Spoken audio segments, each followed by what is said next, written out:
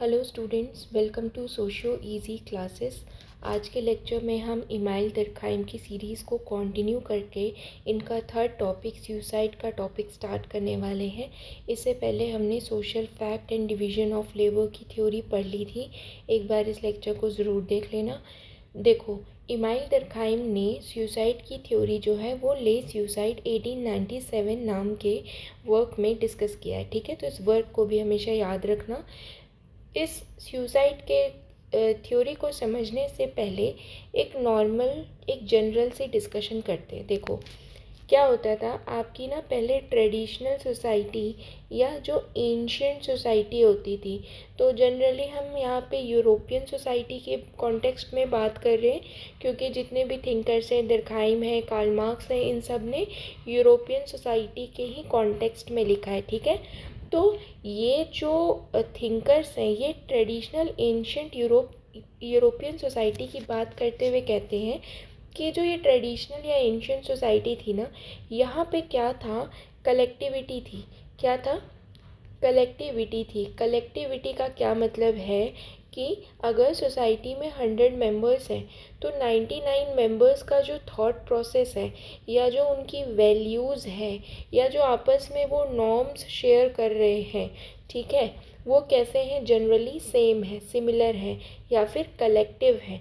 ठीक है, कि अगर सोसाइटी में 100 मेंबर्स हैं तो 99 मेंबर्स जो होंगे, क्योंकि देखो एक मेंबर तो हमेशा ही एक्सेप्शनल होगा, जो सोसाइटी का कहीं ना कहीं विरोध करेगा, उसको सपोर्ट नहीं करेगा। जैसे हम रिफॉर्मर्स की बात कर ले, राजा राम मोहन की, कि वो सती प्रथा को सपोर्ट नहीं करेंगे, कास्ट सिस्टम को सपोर्ट नहीं करेंगे। लेकिन ये जो 99 मेंबर्स होंगे वो उस सोसाइटी की जो नॉर्म्स है, जो वैल्यूज़ है, जो सोसाइटी के जो संस्कार हैं, उसको सपोर्ट करेगी। ठीक है, तो इसको हम क्या कहते हैं? कलेक्टिविटी, या फिर पहले मैंने आपको क्या बताया, कलेक्टिव कॉन्शियसनेस। ठीक है, कलेक्टिव कॉन्शियसनेस कि मेरी और आपकी, और जो हम ये टोटल 99 मेंबर्स हैं, हमारी कॉन्शियसनेस या हमारे जो थॉट्स, वैल्यूज़ और नॉर्म्स कैसे हैं, वो सिमिलर है, कलेक्टिव है, तो हम इसे क्या कहते हैं? Collective consciousness. अब एक बात बताओ, जब पूरी सोसाइटी की सोच एक जैसी है तो क्या उस सोसाइटी में किसी को आइसोलेशन फील होगा क्या? किसी को अकेलापन महसूस होगा क्या? नहीं होगा। जनरली इस तरीके की सोसाइटी में क्या होता है, society is a whole and you become the part of this whole. ठीक है, consider society as a whole. Okay, society एक पूरा सिस्टम है and you are a part of this whole. Okay, you are a part of this society. Okay, आप इस society या इस whole का हिस्सा हो। ठीक है, तो हिस्सा होने की वजह से क्या होगा, there will be no feeling of isolation, क्योंकि जब आप सोसाइटी की सोच को सपोर्ट करोगे तो society will not protest against you, society will accept you as a part of it. Okay, society is a whole and you are a part of this whole, or you are a part of this society, or generally we can say you reflect the society, you reflect the view of society. Suppose I am supporting caste system on the basis of purity and pollution in traditional Indian society, so why society would go against me if I am supporting this caste system which is supported by the whole Indian traditional society, right? So society will not protest against me and I will be the part of this society. Okay, part of this society, so there will be no feeling of isolation और alienation. Okay, alienation और isolation की किसी तरीके की feeling नहीं होगी। इसकी वजह से क्या होगा, there will be a feeling of belongingness. Okay, there will be a feeling of belongingness.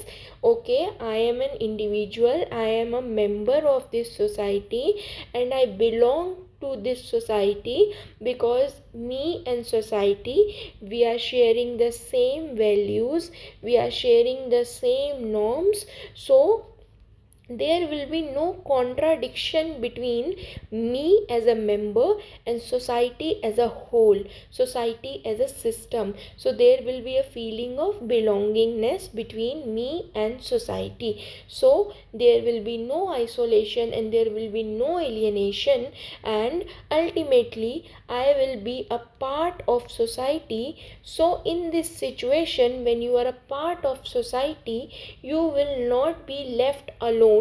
Okay, you will be the part of political structure of society, economic structure of society, religious structure of society. Okay, so society will not go against you. In this situation there is no chance of suicide, because generally if you see, the reason of society is generally isolation। Isolation, इसको economic context में समझो। आज का जो time है, you see economic structure को अगर आप देखो, अनएम्प्लॉयमेंट की वजह से there has been a rise in the rate of suicides। Okay, suicide rates are rising owing to the issue of unemployment। Okay, farmers suicide are quite high in modern India because they do not feel attached to the economic system of their country।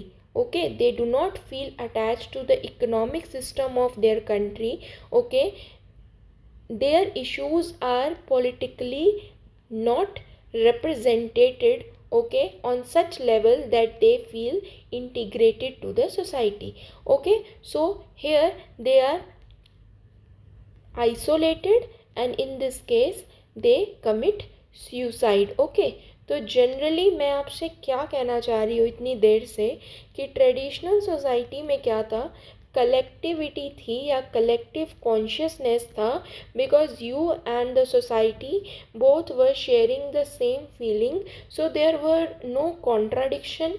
Okay, there were no contradiction and you were a part of society, society was whole and you are a part of society, you will not be isolated and there will be less case of suicide। Okay, क्यों हम इसको suicide की theory को society से relate करके क्यों पढ़ रहे हैं, क्योंकि इमाइल दुर्कहाइम क्या कहते हैं कि सुसाइड क्या है, हमें सोशल फिनोमेना की तरह समझना है, सोसाइटी से जोड़ के समझना है। इसीलिए मैंने आपको इसी तरीके के एग्जांपल दिए कि सुसाइड को आप सिर्फ सोसाइटी से जोड़ के पढ़ो। ठीक है, अब इमाइल दुर्कहाइम कहते हैं कि ट्रेडिशनल सोसाइटी में तो जनरली क्या होता था, ऐसा होता था। ठीक है, लेकिन इमाइल दुर्कहाइम ने कहा कि जैसे ही इंडस्ट्रियल रेवोल्यूशन आया, जैसे ही इंडस्ट्रियल रेवोल्यूशन आया यूरोपियन सोसाइटी में, तो काफ़ी ज़्यादा ना सोसाइटी में क्या हुआ, रैपिड चेंजेस आने लगे, रैपिड चेंजेस आने लगे। सोसाइटी के जितने भी स्ट्रक्चर थे, पॉलिटिकल स्ट्रक्चर की मोनार्की की जगह आप डेमोक्रेसी की बात कर रहे हो, सोशल स्ट्रक्चर में आप 3 स्टेट सिस्टम को ख़त्म करने की बात कर रहे हो, इनइक्वल जो हायरार्कीज़ थी, अनइक्वल जो हायरार्कीज़ थी, उसको आप ख़त्म करके इक्वालिटी, लिबर्टी, फ्रेटर्निटी की बात कर रहे हो। इकोनॉमिक सिस्टम जो फ्यूडल ऑर्डर पे बेस्ड थी, अब वो ख़त्म होके कैपिटलिस्ट ऑर्डर आ रही थी। इंडस्ट्रियल रेवोल्यूशन पे बेस थी, इंडस्ट्रीज़ पे बेस थी। तो आप देखो सोसाइटी में कितने रैपिड चेंजेस आ रहे हैं ना, रैपिड चेंजेस आ रहे हैं। तो क्या होता है ना, जब एकदम से चेंज आने लगता है, जब सोसाइटी में एकदम से चेंज आने लगता है ना, तो वो वाले स्ट्रक्चर्स जो काफ़ी ओल्ड हैं, चाहे वो पॉलिटिकल स्ट्रक्चर थे, मोनार्कियल सिस्टम था, तो अब डेमोक्रेसी की बात हो रही है, लिबर्टी, इक्वालिटी, फ्रेटर्निटी की बात हो रही है। तो ये मोनार्कियल सिस्टम जो पहले से एग्जिस्ट कर रही है, जो हज़ारों सालों से एग्जिस्ट कर रही है, वहाँ पे प्रॉब्लम आएगी। ठीक है, प्रॉब्लम क्या आएगी कि you will fail to adjust in this new order. Okay, तो नए ऑर्डर में ना हम फेल होते हैं एडजस्ट करने में, क्योंकि एक जो सोसाइटी है वो क्या है, आपका वे ऑफ लाइफ है। What is society, it is generally a way of life. Okay, आप एक ज़िंदगी जी रहे हो, एक तरीके के पॉलिटिकल सिस्टम में हमेशा से रह रहे हो, इकोनॉमिक सिस्टम फॉलो करो और एकदम से चेंजेस आ गए, so you will fail to adjust, and because of this failure of adjustment it will lead to anomie और नॉर्मलेसनेस, और you can say there will be chaos in the society, or there will be disturbance in the society. Why? मैंने आपको बताया ना कि traditional society में there was less contradiction, there were less contradiction, but here when rapid changes will take place in society there will be a contradiction in the old order and the new order of society. Okay, between the old order and the new order of society there will be a contradiction, and because of the contradiction there will be anomy, normlessness, or you can say chaos or the disturbance in society, and because of this disturbance the there will be a situation of high suicide. Okay, example से हम समझेंगे कि high suicide कैसे हो रहा है. एक example मैं आपको बताती हूँ, ठीक है. इसको समझो. हमने क्या कहा है कि हम डेली लाइफ से भी एग्जाम्पल लेंगे. जनरेशन गैप का एग्जाम्पल समझ लो, ठीक है. आप जो है, ठीक है, you are a young generation and generally your thoughts are contradicted against your grand parents. Okay, generally जो आपके ग्रैंड पेरेंट्स के थॉट्स होते हैं उससे आपके थॉट्स कैसे होते हैं, कॉन्ट्राडिक्टरी होते हैं. आप जितने ही लिबरल होंगे they generally tend to be conservative. Okay, so in this situation when a young child is not able to adapt itself to the norms of family, okay, जब आप फैमिली के नॉर्म्स और values को follow नहीं कर पाते, adjust नहीं कर पाते, so in extreme case that young child, okay, that young child commit suicide, है ना. इस तरीके से मैंने आपको फार्मर का एग्जांपल दिया कि जब इकोनॉमिक ऑर्डर चेंज हो रहा है, ठीक है, क्या है कि एग्रीकल्चर हमारा अभी भी ना ट्रेडिशनल ऑक्यूपेशन है, ठीक है, लेकिन जब वो मॉडर्न इकोनॉमिक डेवलपमेंट्स के साथ इंटीग्रेट नहीं हो पाएगा, जब वो टेक्नोलॉजिकल एडवांसमेंट्स के साथ इंटीग्रेट नहीं हो पाएगा, तो farmers will commit suicide, because ना ही उनके पास मॉडर्न टेक्नोलॉजी है, ना ही मॉडर्न टूल्स है, ठीक है, एग्रीकल्चर की प्रोडक्टिविटी को इंक्रीज़ करने के लिए. इन टर्न उनकी जो पॉवर्टी है वो बढ़ती जाएगी. उसकी वजह से क्या होगा, they will feel isolated and in extreme situation they will commit suicide. तो समझ रहे हो आप, सुसाइड का रीज़न क्या है, सोशल रीज़न है एज पर दरखाइम. ठीक है, जनरली क्या होता था, पहले जो एक्सप्लेनेशन थी ना सुसाइड की वो क्या थी, that was a psychological explanation, कि जो लोग मेंटली इल होते हैं, ठीक है, जो लोग मेंटली इल होते हैं जनरली वो सुसाइड को कमिट कर रहे हैं. लेकिन आप देखो, क्या आज की सोसाइटी में फार्मर को क्या आप मेंटली इल कहोगे? एक बच्चा जो आईआईटी की तैयारी कर रहा है और जो सुसाइड कर लेता है, क्या आप उस बच्चे को मेंटली इल कहोगे? नहीं, because they are fail to adjust themselves into the society. एक बच्चा जिसके पास इतना प्रेशर है लाइफ में सक्सेसफुल होने का, ठीक है, इतना कंपटीशन है, जो उसके लिए बहुत नई नई चीज़ें हैं, अगर वो उसमें एडजस्ट नहीं हो पा रहा, सो वहाँ पे चांस है कि वो सुसाइड को कमिट करेगा. तो ये सब क्या रीज़न्स है, कैसे रीज़न्स है, सोशल फिनोमेना है. Suicide is a social phenomena rather being a psychological explanation. Okay, psychological explanation, mentally ill का एक एक्सप्लेनेशन नहीं डालना. दरखाइम ने क्या कहा, अपनी थ्योरी में रिजेक्ट कर दिया साइकोलॉजिकल एक्सप्लेनेशन को और बोला कि नहीं, suicide is a social phenomena. देखो, अभी इतना डिस्कस किया हमने कि कैसे सोसाइटी में चेंजेस होने की वजह से, सोसाइटी के स्ट्रक्चर्स में चेंजेस होने की वजह से सुसाइड हो रहे हैं, ठीक है ना. तो दरखाइम ने कहा कि suicide is a social phenomena and you should study suicide as a social fact. हमें सुसाइड को कैसे पढ़ना है, सोशल फैक्ट की तरह पढ़ना है। सोशल फैक्ट का क्या मतलब बताया था लास्ट लेक्चर में, कि जो इंडिविजुअल से एक्सटर्नल फैक्टर्स जो होते हैं, ठीक है, एक्सटर्नल फैक्टर्स जो होते हैं, हमारे आसपास के जो फैक्टर्स हैं उस वो कैसे एक्सटर्नल है ना हमारे। अगर देखो इकोनॉमिक फैक्टर की वजह से, अनएम्प्लॉयमेंट की वजह से कोई सुसाइड कर रहा है तो वो एक्सटर्नल फैक्टर ही है ना उस इंडिविजुअल का। इकोनॉमिक फैक्टर, इकोनॉमिक स्ट्रक्चर तो आपसे इंडिपेंडेंटली एग्जिस्ट कर रही है ना। एक अलग ही इकोनॉमिक सिस्टम बना हुआ है, पॉलिटिकल सिस्टम बना हुआ है, रिलीजियस सिस्टम बना हुआ है। क्या ये आपके इंटरनल है, आपके अंदर है? नहीं, they are external structures, and because they are external they are called social fact. Social fact क्या होता है? Structures or situations external to individual, and these external structures such as economic structures, unemployment, are leading to high rise of suicide rates. Okay, so this is not a psychological explanation. Durkheim rejected the psychological explanation of suicide. I hope आपको इतनी बात जो है बहुत अच्छे से clear हो गई होगी, ठीक है। अब देखते हैं, क्योंकि देखो आपको पता है कि इमाइल डर्कहाइम कौन है, हमने पढ़ा था, he is a positivist. Positivist कौन होते हैं?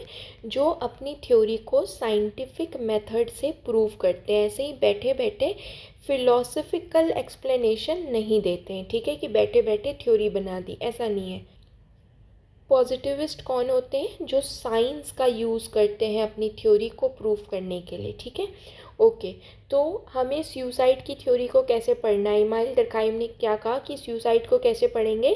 By the use of positive method और द साइंटिफिक एनालिसिस, है ना। पॉजिटिव मेथड का क्या मतलब होता है? अपनी थ्योरी में साइंस को यूज़ करना। साइंस को हम कैसे यूज़ करते हैं कि जब इमाइल डर्कहाइम सुसाइड की थ्योरी को पढ़ने गए तो उन्होंने बैठे बैठे ही नई थ्योरी दे दी। उन्होंने क्या किया? पहले डेटा कलेक्ट किया, ठीक है, गांव गांव जाके डेटा कलेक्ट किया, ठीक है। उस डेटा को उन्होंने एनालाइज किया, है ना, एनालाइज किया उसको उन्होंने, फिर उसके ऊपर अपनी theory the on the basis of analysis of this data, ठीक है। तो इसे ही हम क्या कहते हैं? पॉजिटिविस्ट मेथड और द साइंटिफिक एनालिसिस। जब उन्होंने साइंटिफिकली सुसाइड को पढ़ा, scientifically by the use of data statistics, जब उन्होंने सुसाइड को पढ़ा, ठीक है, तो उन्होंने कहा कि suicide is a social fact, this is not a psychological explanation. क्योंकि अब वो अपनी बात को कैसे प्रूव कर रहे हैं? साइंटिफिकली, सबूत के साथ, है ना। तो वो कहेंगे कि नहीं, ये साइकोलॉजिकल एक्सप्लेनेशन नहीं है, suicide is a social fact. क्या कि ये जो सिचुएशन है सुसाइड की, इंडिविजुअल सुसाइड क्यों कर रहा है?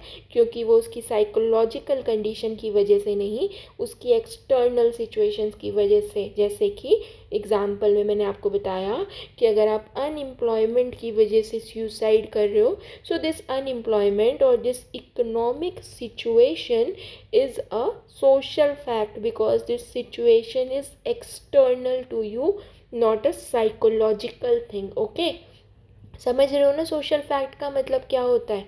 क्लियर। अब उन्होंने एक और तरीका लिया, कंपैरेटिव मेथड। उन्होंने सुसाइड को कैसे पढ़ा? साइंटिफिक तरीके से या पॉजिटिव मेथड से, और क्या बोला कि suicide is a social fact not a psychological explanation. फिर उन्होंने एक और मेथड लिया, कंपैरेटिव मेथड। कंपैरेटिव मेथड में इन्होंने कहा कि if you compare a society A with society B, you will find that there are different rate of suicide across different societies, ठीक है।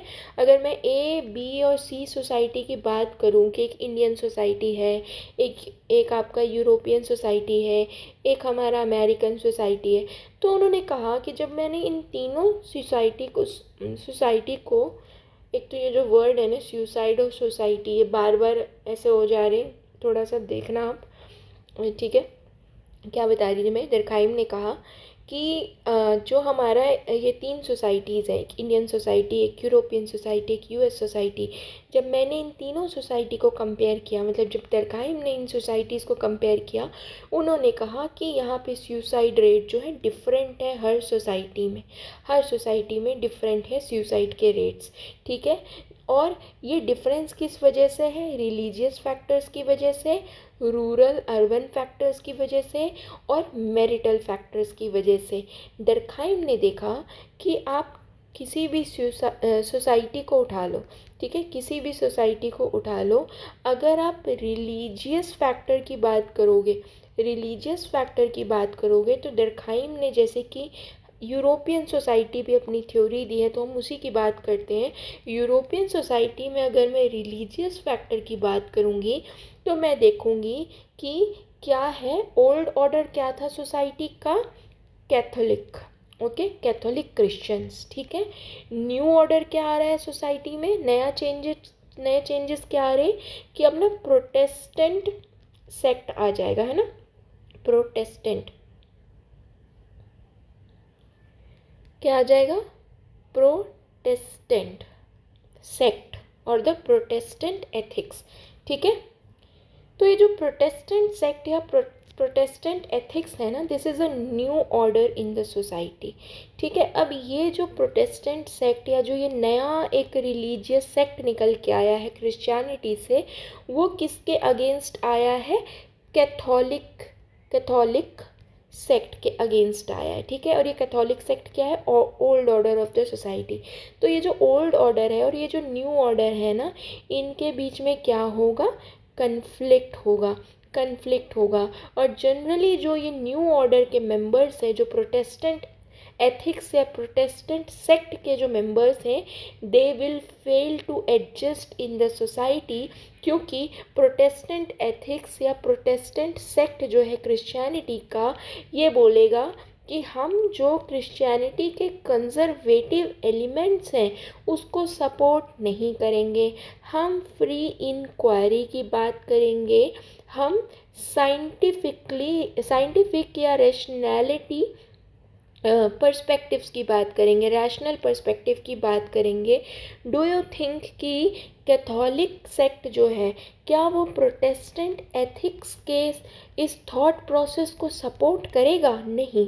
जो कैथोलिक क्रिश्चियनिटी है, जो मोर देन 1000 ईयर्स से मान लो चली आ रही है, क्या वो इस न्यू ऑर्डर को सपोर्ट करेगी? इस लिबरल ऑर्डर को, प्रोटेस्टेंट एथिक्स को सपोर्ट करेगी? नहीं। क्योंकि इनको सपोर्ट नहीं मिलेगा, they will feel isolated, because they will fail to adjust in the society and they will feel isolated and there is a chance that they will commit suicide. So जो नया order आ रहा है उसके जो members हैं, generally they are not adaptable to the old norms, okay, because old norms अभी भी ख़त्म नहीं हुए हैं, कास्ट सिस्टम आज भी ख़त्म नहीं हुआ है। और आपने कभी प्रिविलेज क्लास के पर्सन को सुसाइड करते नहीं देखा होगा, जनरली आपने किसी दलित को ही सुसाइड करते देखा होगा, क्योंकि new order is talking about equality, abolishment of untouchability under Article 17, but still there is a lack of implementation because of the socialization of members in this society. So generally आपने privileged class को तो suicide करते नहीं देखा होगा, ठीक है। Generally जो हमारे लोअर क्लास, लोअर कास्ट के मेंबर्स हैं, they generally commit suicide, okay, clear. ये एक एग्जाम्पल था, छोटा सा एग्जाम्पल जो हम सोसाइटी में ऑब्जर्व करते हैं, क्लियर। फिर इन्होंने देखा रूरल अर्बन में, तो इमाइल डर्कहाइम ने कहा कि जब मैं रूरल और अर्बन एरिया को कंपैरेटिवली पढ़ूंगा ना, तो मैं ये पाता हूँ कि रूरल एरिया में सुसाइड का रेट कम है, अर्बन एरिया में सुसाइड का रेट हाई है। क्यों? क्योंकि रूरल एरिया में क्या होता है, people are integrated to their society, okay, people are integrated to their society, क्योंकि वहाँ पे अभी भी ओल्ड ऑर्डर जो है वो बना हुआ है ना। अगर आप रूरल एरिया में चले जाओ तो कास्ट सिस्टम अभी भी स्ट्रॉन्ग है, रिलीजियस डिस्क्रिमिनेशन अभी भी स्ट्रॉन्ग है। लेकिन अर्बन एरिया में क्या है, इस तरीके की चीज़ें काफ़ी कम हैं। तो क्या होता है कि देखो, रूरल एरिया में क्या हो रहा है, इससे कलेक्टिव कॉन्शियसनेस है ना, कि 100 में से 99 members are sharing the same thought process, so they will be less isolated, there will be a case of less suicide. There will be a case of less suicide because you are highly integrated to the rural uh, structure of society because of the presence of collectivity.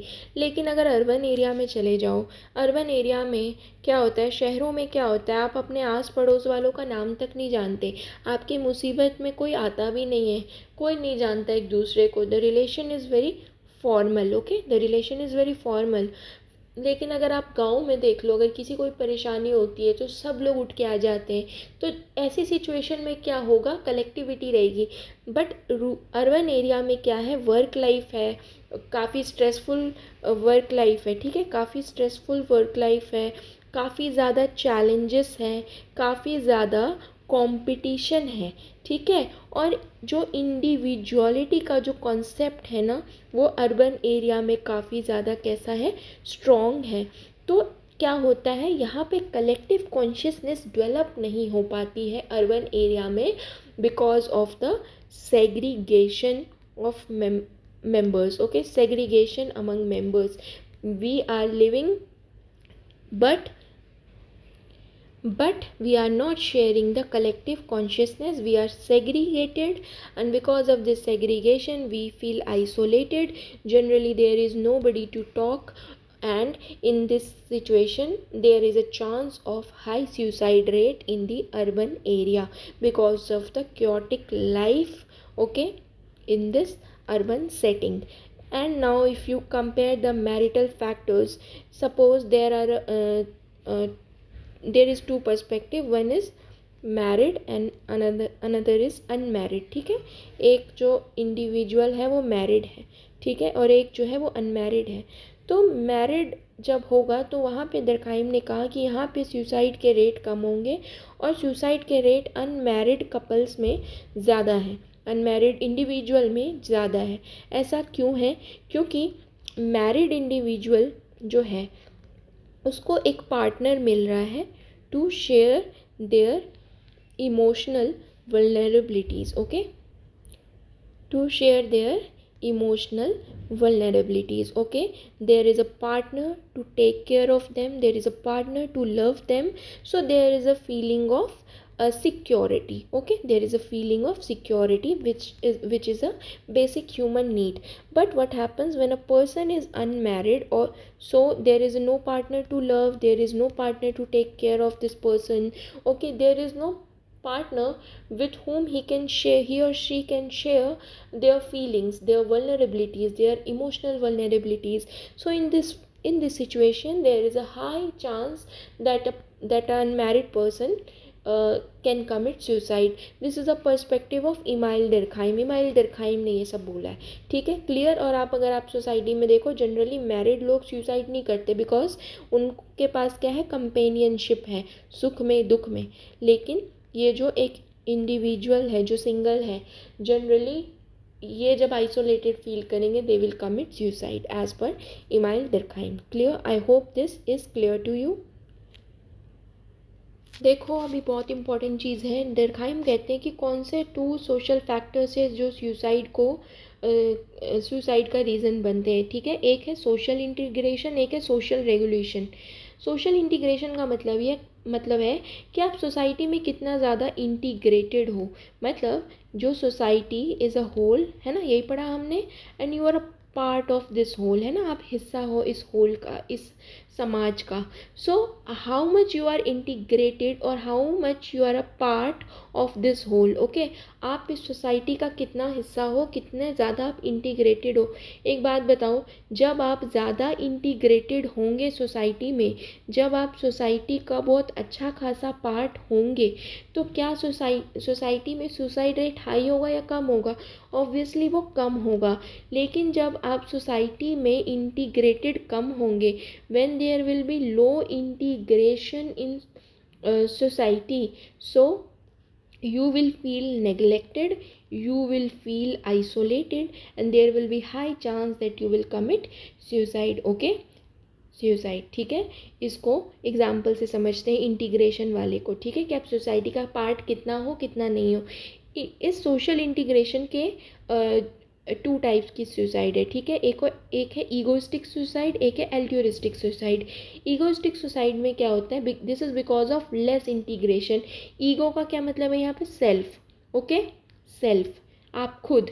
आप जो है society में जब कम integrated होंगे, when the degree of this integration is less, then this will lead to isolation. है ना, अकेलापन होगा. जब आप सोसाइटी का पार्ट कम होंगे, ठीक है, जब आप सोसाइटी में लेस इंटीग्रेटेड होंगे, उसका हिस्सा कम होंगे, ठीक है, तो आइसोलेशन ही तो होगा ना. जैसे अनमैरिड इंडिविजुअल्स हो गए, फार्मर्स हो गए. फार्मर्स का एग्जाम्पल देख लो. मैंने आपको बताया कि politically they are not so representated. Okay, economically they are not a part of, they do not feel a part of economic system because there is less market opportunity, there is less technology for them, so they feel isolated. okay, so in this case they commit suicide. okay, तो यहाँ पे क्या है, this is because of less integration. So this is egoistic suicide which is harming your self. Okay, harming your self or harming your ego. So this is called egoistic suicide. And then there is altruistic suicide. Altruistic suicide means when you are highly integrated to the society, when you highly observe the norms or the values of society. okay, this is called altruistic suicide. कि यहाँ पे ना आप society का बढ़ चढ़ के हिस्सा हो. इससे जब आप क्या करोगे, जब आप बढ़ चढ़ के हिस्सा हो ना, तो this will lead to sacrifice. यहाँ तो क्या हो रहा है, सुसाइड हो रहा है ना, कि आपने खुद को खो दिया. ठीक है, खुद को खो दिया. लेकिन यहाँ पे आप सेक्रीफाइस कर रहे हो for the sake of society. Okay, जैसे कि the sacrifice of soldiers. Okay, कि जो हमारे सिपाही जान दे रहे हैं because they are highly integrated to our society. So to protect the country, to protect the society, they are sacrificing their life. Sati system को देख लो. सती सिस्टम के अगेंस्ट जनरली औरतें नहीं जाती थी. Why? Because they were highly integrated to the society. okay, 19th or 18th century society, they were highly integrated to this society. जो सती करती थी उनको देवी बोला जाता था, उनको एज अ रिस्पेक्टफुल वुमेन देखा जाता था. ठीक है, सोसाइटी उसको इज्जत करती थी, जो सती को कमिट करती थी उसको देवी की तरह देखती थी. So they were highly integrated in this thought process of society. They were highly integrated in this norm or the values of society. So that is why they do not go against such norms and values and they committed sati. okay, sati क्या है, एक suicide ही तो था ना, जान देना अपनी. ठीक है, सो क्यों? This is because of excessive integration. इतना ज़्यादा आप इंटीग्रेटेड हो अपनी सोसाइटी से कि you are not thinking about your individual self. You are preferring the respect of society. You are preferring the norms of society. आपकी इंडिविजुअलिटी यहाँ matter नहीं करती. You only care for the society, and in this case this is called excessive integration and this is called altruistic suicide. okay, I hope egoistic and altruistic suicide is clear to you. Then there are two forms of suicide. Anomic suicide and fatalistic suicide. So आपने पढ़ा था social regulation. Social regulation क्या होता है कि society ने आप पे कितना कंट्रोल कर रखा है। सोसाइटी ने क्या आपको लेस कंट्रोल किया है या सोसाइटी ने आपको काफ़ी ज़्यादा कंट्रोल कर रखा है। बताओ कौन सी सिचुएशन में सुसाइड के रेट जो हैं ज़्यादा होंगे, कौन से सिचुएशन में सुसाइड के रेट ज़्यादा होंगे। ठीक है, जनरली क्या होता है, हाई कंट्रोल जब सुसाइड का सोसाइटी का होता है तो सुसाइड के चांसेस बढ़ जाते हैं। जैसे कि फैटलिस्टिक सुसाइड को देख लो, जब सोसाइटी आप पे बहुत ज़्यादा कंट्रोल करने की कोशिश करती है तो आपका ऑपरेशन बहुत ज़्यादा होता है। जैसे स्टूडेंट्स हैं आज के, इनसे बहुत ज़्यादा एक्सपेक्टेशंस है, फैमिली को सोसाइटी क्या है, फैमिली क्या है, सोसाइटी का ही तो पार्ट है ना। जब आप अपने बच्चों से बहुत ज़्यादा एक्सपेक्ट करते हो कि ये मार्क्स लेकर आए, जब वो अच्छे मार्क्स नहीं लाते तो वो एम्बेरसमेंट में सुसाइड कर लेते हैं, करते हैं ना, बिल्कुल करते हैं, न्यूज़ देखते हो आप। ठीक है, बॉन्डेड लेबर जो होते हैं, जो आज भी ये चीज़ें ख़त्म होने के बाद भी ये काम कर रहे हैं, क्योंकि कैसे हैं ये लोग काफ़ी पुअर हैं, इनकी खुद की जो लाइफ है ना, ये इनको क्या है, एक तरीके से एग्जिस्टेंशियल क्राइसिस कह सकते हो। That they feel that they do not exist, they feel isolation, they are bonded labour, slaves. जैसे पुराने ज़माने में स्लेव्स होते थे, उनको किस तरीके की आज़ादी नहीं थी, इतना ज़्यादा उनका ऑपरेशन होता था, इतना ज़्यादा उनको सताया जाता था कि अगर उनको फ्री होना होता था और इन केस अगर वो एक्सटेंशियल क्राइसिस फील करते थे सो दे कमिट सुसाइड। ठीक है, इसी तरीके से देखो एनोमिक सुसाइड। एनोमिक सुसाइड का क्या मतलब है, देखो लेस कंट्रोल होना भी सोसाइटी का अच्छी बात नहीं है आप पे। ठीक है, देखो जब लेस रेगुलेशन होगा, जब सोसाइटी आपको लेस कंट्रोल करेगी ना, तो इससे क्या होता है, इस समय भी आप आइसोलेटेड हो जाते हो। जैसे मान लो रैपिड ट्रांसफॉर्मेशन हो गया, सोसाइटी में एकदम से चेंज हो गया कि मान लो आप एकदम से ही रिच हो गए, ठीक है, या एकदम से ही आप पुअर हो गए। एक लाइफस्टाइल मान लो जो आप बहुत सालों से जी रहे थे, ठीक है, जैसे मान लो आपकी लॉटरी लग गई या कुछ भी हो गया, एकदम से आप क्या हो गए, रिच हो गए। तो क्या होता है कि आप मान लो पहले पुअर थे, एकदम से आप रिच हो गए, क्या आप रिच लाइफस्टाइल में अपने आप को एडजस्ट कर पाओगे, नहीं कर पाओगे, क्योंकि अब society as a rich person आपसे क्या करेगी, उसकी वैल्यू, उसकी एक्सपेक्टेशंस आपसे अलग हो जाएगी। लेकिन आपका जो वे ऑफ लाइफ है, जो 20 30 40 साल पुराना है, वो कैसा है, काफ़ी डिफरेंट है। ओके, काफ़ी डिफरेंट है इस रैपिड ट्रांसफॉर्मेशन से। तो जैसे ही रैपिड ट्रांसफॉर्मेशन हो गया, आप एकदम से रिच हो गए, प्रॉस्परस हो गए, या मान लो एकदम से आप बैंकरप्ट हो गए, आपका सारा पैसा लुट गया, तो आप ना ऐसे एडजस्ट नहीं कर पाते हो। ठीक है, आप ऐसे एडजस्ट नहीं कर पाते हो। ठीक है, क्योंकि अगर कोई भी रैपिड चेंज होती है, एडजस्टमेंट नहीं होती है। ठीक है, एक एग्जांपल देती हूँ, एआई का टाइम चल रहा है। एआई काफ़ी पोटेंशियल रखता है कि वो आने वाले टाइम में ना जो आपका लेबर इंडस्ट्री है ना, उसको ख़त्म कर सकता है। ठीक है, और सारी चीज़ों को रिप्लेस कर सकता है। AI can replace human labour. ठीक है, ऐसा हम पढ़ते हैं। ठीक है, सो इन दिस सिचुएशन क्या होगा ना कि अभी भी आप न्यूज़ देखते होंगे कि जनरली जो लोग हैं वो सुसाइड करते हैं because of lack of economic opportunities और because of the technological advancement.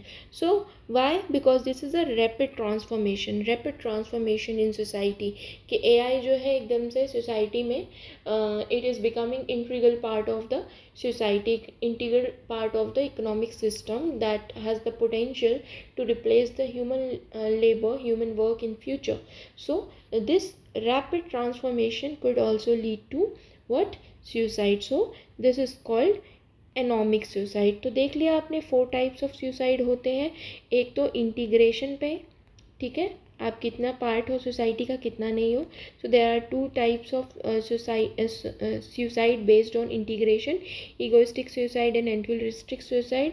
And on regulation, society ने आप पे कितना कंट्रोल कर रखा है। अगर लेस कंट्रोल कर रखा है तो भी आप एडजस्ट नहीं कर पाओगे सोसाइटी में। ठीक है, this is called anomic suicide. और अगर सोसाइटी ने आप पे हाई कंट्रोल कर रखा है तो यहाँ पे क्या होगा, फेटलिस्टिक सुसाइड होगा, क्योंकि अब सोसाइटी आपको जब ज़्यादा कंट्रोल कर लेगी तो कहीं ना कहीं तो आपकी इंडिविजुअलिटी भी जो है वो भी तो सेक्रीफाइस हो रही है ना। तो इसको बहुत अच्छे से पढ़ लेना, इतना मुश्किल काम नहीं है। सोशियोलॉजी इतना मज़ेदार सब्जेक्ट है ना कि आप इसको अपने आसपास ही ऑब्जर्व करके उसमें कुछ अलग सी चीज़ नहीं है, ठीक है। सोसाइटी को ऑब्जर्व करते चलो, सारी चीज़ें क्लियर हो जाएंगी। Clear. Now previous year question, explain Durkheim basic arguments on suicide.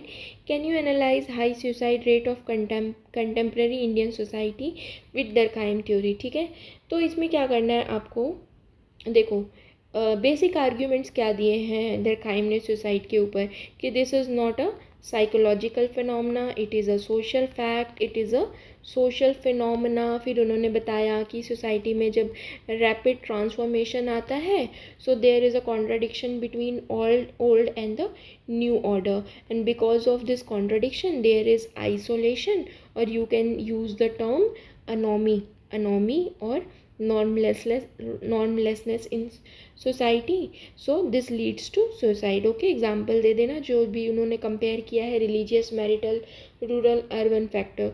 अब बताना है कि इंडियन सोसाइटी में, आज की जो हमारी इंडियन सोसाइटी है उसमें जो सुसाइड रेट बढ़ रहे हैं उसको दरखाइम के पर्सपेक्टिव से बताना है। तो आप इसमें स्टूडेंट्स का बता सकते हो, स्टूडेंट्स का बता सकते हो ना, ये किसके अंदर आता है, फैटलिस्टिक सुसाइड में, कि there is a high control, high regulation of society. Okay, there are high expectations from the students. Okay, so that is why they are committing suicide. Then there is a farmer suicide, है ना, farmers जो है वो suicide कर रहे हैं, इसका reason क्या है, ईगोइस्टिक सुसाइड, है ना, कि they are less integrated in the society, so that is why they are committing suicide. उसके बाद क्या है, अगर आप देखो, our soldiers they are sacrificing their life, this is the example of altruistic suicide. Okay, they feel highly integrated in the society, so in order to protect the respect of the country, okay, they generally sacrifice their life, and this is called altruistic suicide. तो इसी तरीके के examples देने, ठीक है। Discuss distinct sociological method adopted by email दरखाइम in his study of suicide. तो हमें बताना है कि ऐसा कौन सा मेथड जो है इमाइल दरखाइम ने यूज़ किया था सुसाइड की थ्योरी को पढ़ने के लिए। तो कौन सा किया था, बताया ना मैंने आपको। पहला क्या बोला उन्होंने, कि जो सुसाइड है this is not a psychological phenomena, it is a social fact. Okay, उसके बाद email दरखाइम he is a positivist. Okay, positivist माने he will use scientific analysis to prove his scientific. He will use scientific analysis to prove his theory by the use of data and facts. Okay, and then he did comparative analysis, ठीक है, comparative analysis across the societies on the basis of religious factor, है ना, Catholic and Protestant ethics, and then rural urban factors. Okay, and there was a marital factor, unmarried and married. Okay, so I hope आपको बहुत अच्छे समझ आया हो। देखो ये ना ऑथेंटिक है ना हमारा, कि हम PYQ को डिस्कस कर लेते हैं, इससे क्या होता है ना, हमने अभी तक जितना भी पढ़ा है ना सब रिकॉल हो जाता है, ठीक है। तो ऐसे ही पढ़ते रहना है, और अगर आपको लेक्चर अच्छा लगा है तो इसको प्लीज़ सब्सक्राइब कर लेना, अपने दोस्तों में शेयर कर देना, फीडबैक देना, ठीक है। और नेक्स्ट लेक्चर पे हम इमाइल दरखाइम का जो लास्ट टॉपिक है, रिलीजन एंड सोसाइटी, ठीक है, उसको डिस्कस करेंगे। और देखो थोड़ा सा अगर कुछ इधर उधर, जैसे ये वर्ड था ना सुसाइड और सोसाइटी, मैं इसमें बहुत ज़्यादा कंफ्यूज हो रही थी बोलने में, तो इसको माइंड मत करना, थोड़ा कोऑपरेट करना, ठीक है। और अगर आपको लेक्चर अच्छा लगा हो तो please do subscribe and share to this channel. Okay, thank you.